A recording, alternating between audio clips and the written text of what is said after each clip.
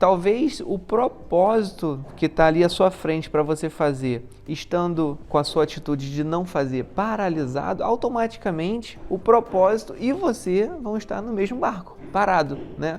Então o propósito é muito do seu movimento, de você ativar o seu próprio propósito, né? Então é você que cria o seu próprio movimento. Eu costumo dizer no Instagram que o propósito ele já está dentro de você. As ferramentas que você tem, no qual você consegue gerar transformação, você consegue fazer algo produtivo, gerar um ambiente construtivo, já tem ligação com o seu propósito.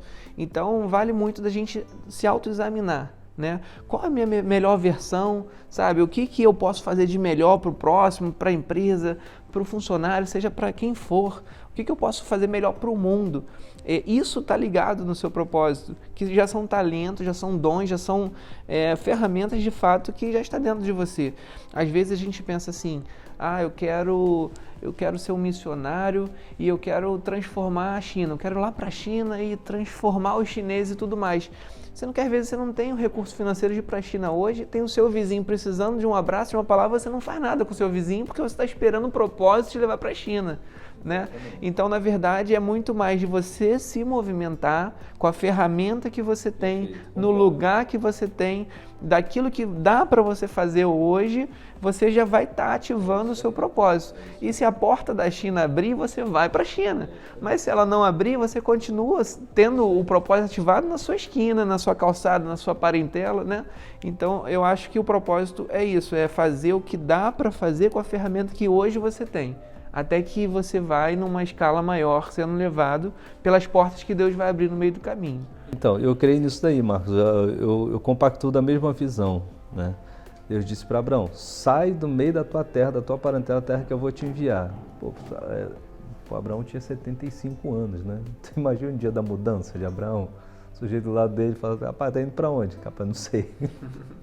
Eu tá viajando? Não, tô me mudando. Para onde? Não tenho a menor ideia. Rapaz, tu é um cara rico, estabelecido. Mas Deus falou. E olha que loucura, né? Ele começa a peregrinar. E ao longo do tempo, Deus foi revelando a ele.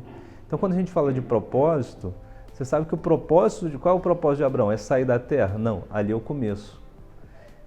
O propósito é muito maior dele. Aí ele tem um filho e tal, um patriarca. O que a gente entende? Que ele vai se descortinando à medida que você vai tomando as atitudes, você vai se movimentando. E por isso que eu compacto muito com essa visão.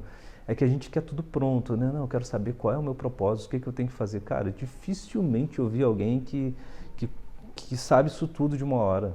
A gente não sabe, né? A gente não entende, isso é descortinado aos poucos, Deus não revela tudo. É muito, muito raro uma pessoa que tem uma ciência completa do que vai fazer na vida, vai ser assim. É muito raro, porque a vida é de altos e baixos, né? Eclesiastes 7,14. Salomão diz que no dia da prosperidade goza do bem, no dia da adversidade considera. Deus fez esse dia em oposição àquele, para que o homem não descubra o que há de vir depois dele. O que ele está falando? Que a vida vai ser imprevisível, Deus não abre mão disso. Então a gente não sabe como é que vai ser, você só tem que seguir. Quando você, eu quero ativar meu propósito, quero viver o meu propósito, começa fazendo o que você pode. Dá o primeiro passo. Não fica esperando a mega revelação, eu vou fazer um seminário para me entender. Cara, tu não vai se entender, isso é papo furado, isso é mentira. Não tem isso, não conheço ninguém. Aí o sujeito fica frustrado, ele vai lá e fica criando, elocubrando coisa que não existe. Não funciona desse jeito, você às vezes tem uma direção e é tudo muito turvo, só segue, vai.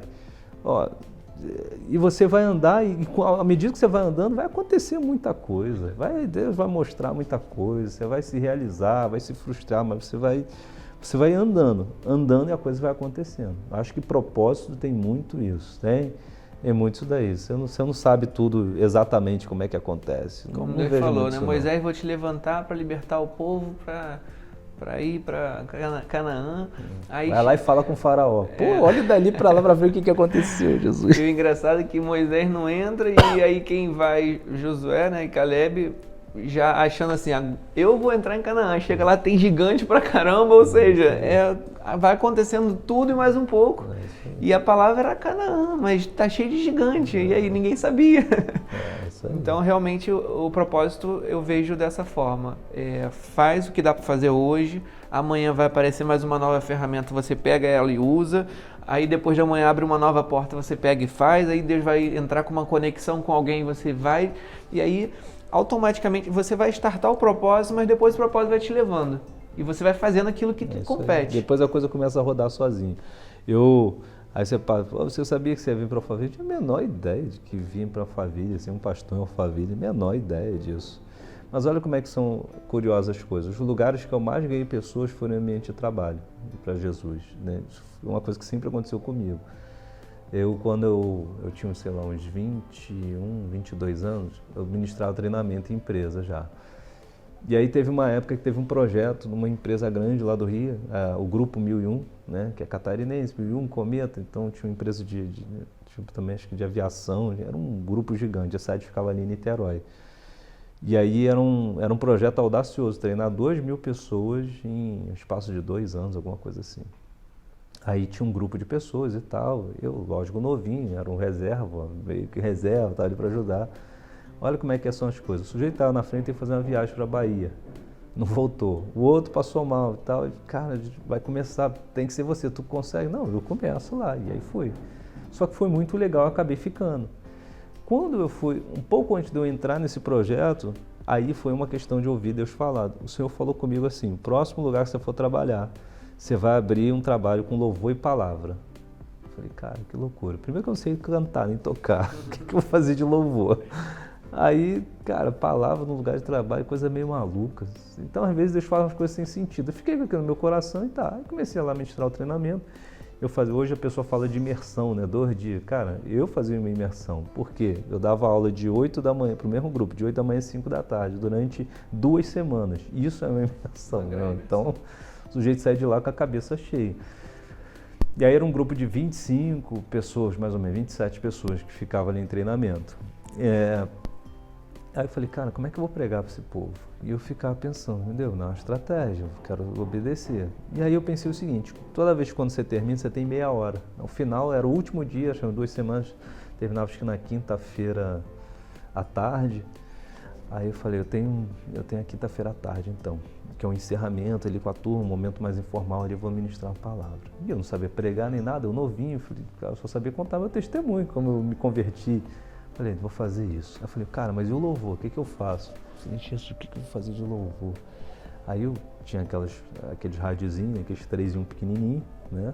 Aí eu botava o CD, né? O tocador de CD, falei, pronto. Aí na época, resolveu. Eu falei, pô, Cassiane vai me ajudar. Pegar o CD com muito louvor, botava ali, aí levava. Aí terminava a aula, já estava lá amigo de todo mundo. Falei, gente, quero compartilhar uma experiência aqui, começar a pregar e tal.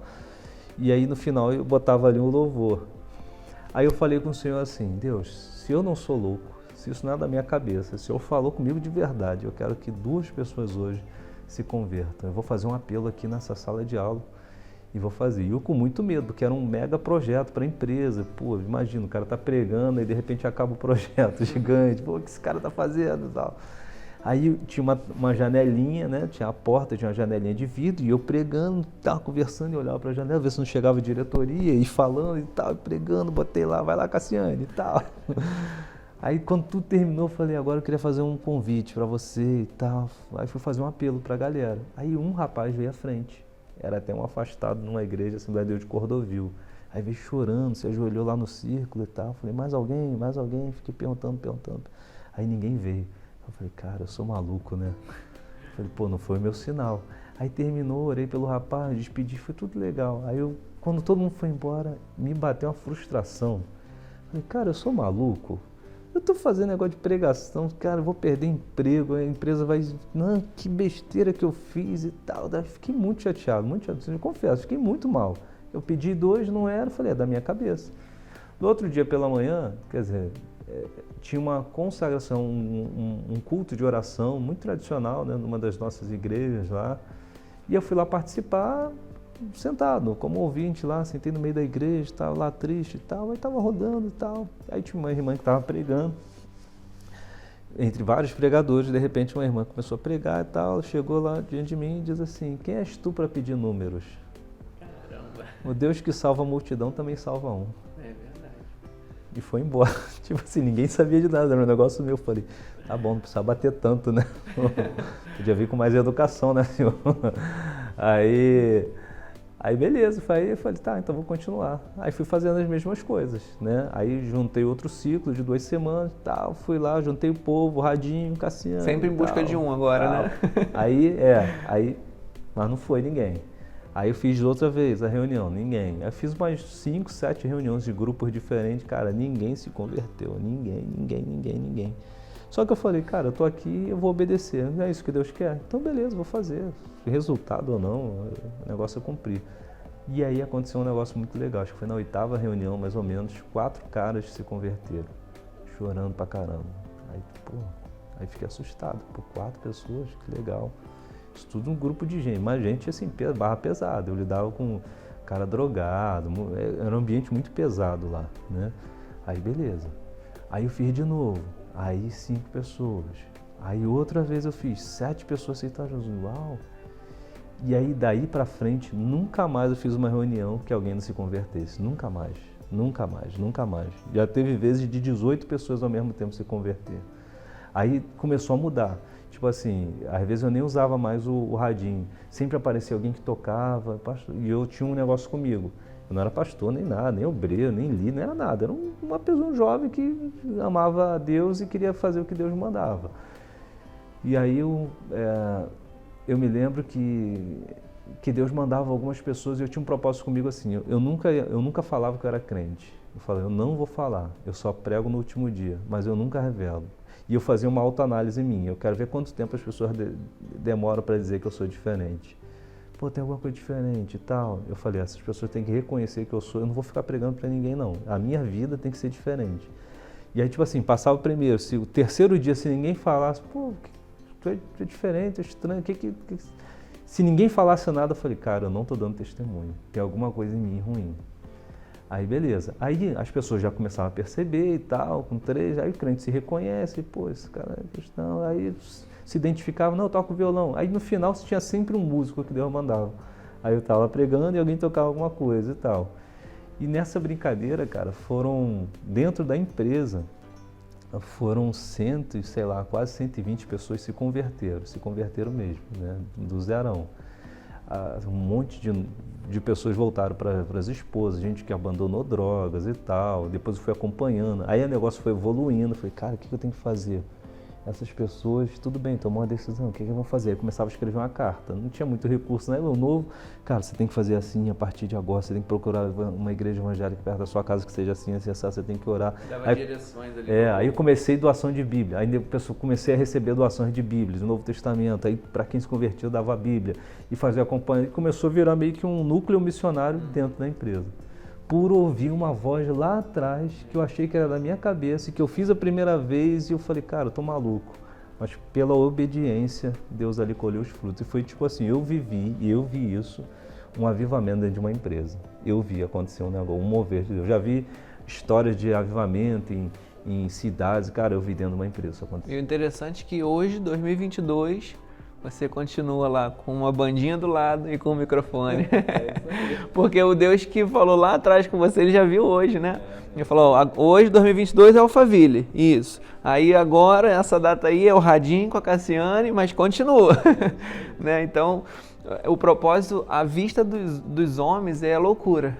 Mas depois que a gente entra nele e vai caminhando e passa décadas, você fala, caramba, foi loucura no início, mas agora é vida normal. Né?